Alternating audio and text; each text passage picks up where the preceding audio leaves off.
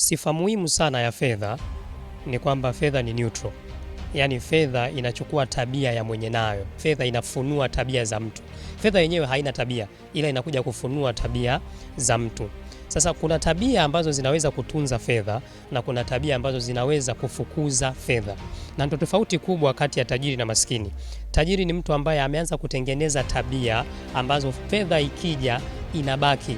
Lakini maskini ni mtu ambaye, na mara nyingi ni by default, yani sio kwamba hata amezijenga, zipo tu, kwamba fedha ikija hizo tabia automatically zitafukuza fedha.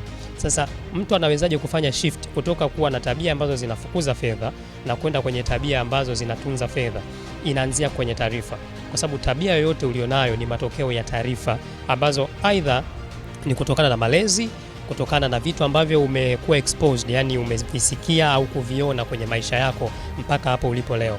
Kwa hivyo vyote vimetengeneza tabia fulani fulani ambazo fedha ikija inaweza ikakukataa au ikakukubali. Kwa kama unataka kufanya shift, lazima ianze kwenye taarifa unazojiexpose nazo.